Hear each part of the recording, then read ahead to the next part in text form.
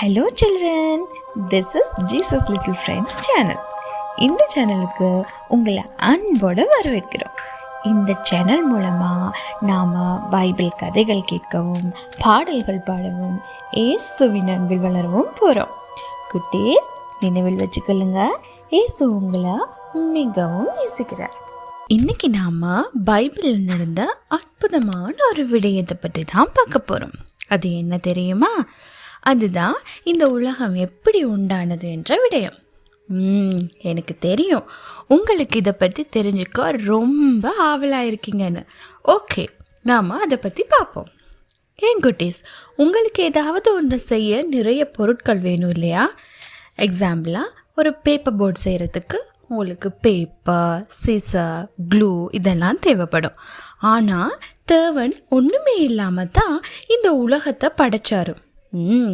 ரொம்ப இன்ட்ரெஸ்டிங்காக இருக்கா? வாங்க வீடியோ மூலம் அதை பார்க்கலாம்.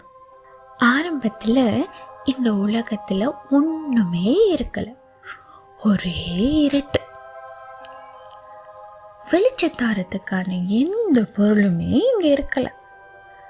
கற்பனை பண்ணி பார்த்தாலே ரொம்ப பயங்கரமாக இருக்குல்ல? ஆமாம், அப்படி இருட்டாக இருந்த ஒரு நாள் தான் தேவன் வெளிச்சம் உண்டாகட்டும் அப்படின்னு சொன்னார். உடனே அந்த இடம் முழுக்க வெளிச்சம் வந்துருச்சு. அப்போ ஒளிக்கு பகல் என்றும் இருளுக்கு இரவு என்றும் பேரிட்டு முதலாவது நாள்ல தேவன் ஒளிய படைச்சாரு. ரெண்டாவது நாள்ல தேவன் என்ன படைச்சாரு தெரியுமா? நீங்க பாக்குறீங்க இல்லையா இந்த அழகான நீல வானம்? ஆமா, அந்த வானத்தையும் பூமியையும் தேவன் ரெண்டாவது நாள்ல படைச்சாரு. மூன்றாவது நாள்ல நிலத்தையும் கடலையும் பச்சை பசேல் என்ற மரங்களையும் சுவையான பழங்களையும் வாசம் வீசுற பூவையும் படைச்சாரு. நாலாவது நாள் பெரிய சூரியனையும் சந்திரனையும் குட்டி குட்டியா மின்னதில்ல நட்சத்திரம் அதையும் படைச்சாரு. அஞ்சாவது நாள்ல கடல்ல வாழ்ற உயிரினங்களை, மீன்களை, அது மாத்திரம் இல்ல பறவைகளையும் அந்த நாள்ல தான் தேவன் படைச்சாரு. ஆறாவது நாள்ல மற்ற எல்லா மிருகங்களையும் படைச்சிட்டு ஸ்பெஷலா மனுஷனையும் அன்னைக்கு தான் கடவுள் படைச்சாரு. அந்த மனுஷங்க பேர் என்னன்னு தெரியும் இல்லையா? ஆதாமும் ஏவாளும். இப்படி எல்லாத்தையும் படைச்சிட்டு தேவன் ஏழாவது நாள்ல ஓய்வு இருந்து அந்த நாளை ஆசீர்வதித்தார். குட்டீஸ், கடவுள் இந்த உலகத்தை எவ்வளோ அழகா படைச்சிருக்காரு, எப்படி படைச்சிருக்காருன்னு. அதுதான் நம்முடைய தேவன் ஞானமுள்ள தேவன்.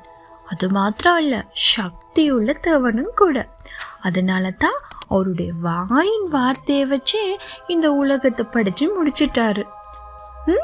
அது மாத்திரம் இல்லை, இப்படிப்பட்ட தேவனுக்கு நாங்கள் எப்பவும் நன்றி செலுத்தணும். ஒவ்வொரு நாளும் தேவனுக்கு நாங்கள் நன்றி உள்ளவங்களாக இருக்கணும். நீங்களும் உங்களுடைய வாழ்க்கையில் கடவுள் உங்களுக்கு கொடுத்த ஒவ்வொரு நாளுக்கும் நன்றி சொல்லணும், ஒவ்வொரு நேரத்துக்கும் நன்றி சொல்லணும். அது மாத்திரம் இல்லை, உங்களுக்காக அவர் படைச்சிருக்கிற அம்மா அப்பா, இந்த இயற்கை எல்லாத்துக்கும் நீங்கள் நன்றி உள்ளவங்களாக இருந்து கடவுள் மேலே விசுவாசமாக இருந்தீங்கன்னா தேவனும் உங்களை எப்பவுமே நேசித்து உங்களை பாதுகாப்பார். இன்றைய பாடத்திற்கான மரண வசனம் ஆதியாகமம் 1:1. ஆதியிலே தேவன் வானத்தையும் பூமியையும் சிருஷ்டித்தார். ஆதியிலே தேவன் வானத்தையும் பூமியையும் சிருஷ்டித்தார். ஓகே குட்டீஸ், இப்போ ஜெப நேரம். நாங்கள் கண்களை மூடி ஜெபிப்போம். நீங்களும் கண்ணுங்களை மூடி உங்களுடைய முழு இருதயத்தோட தேவனை நோக்கி பாருங்க. அன்பான இயேசப்பா, இந்த அருமையான நாளை தந்தமைக்காக உமக்கு நன்றி. உங்களை பற்றி, உங்களுடைய படைப்பை பற்றி நாங்கள் இன்றைய நாளில் படித்திருந்தோம்.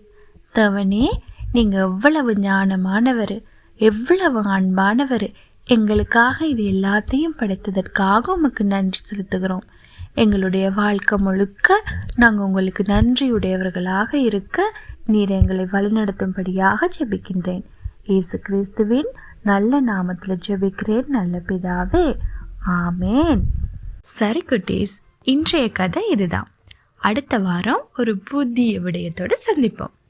மறந்துடாதீங்க, இயேசு உங்களை மிகவும் நேசிக்கிறார்.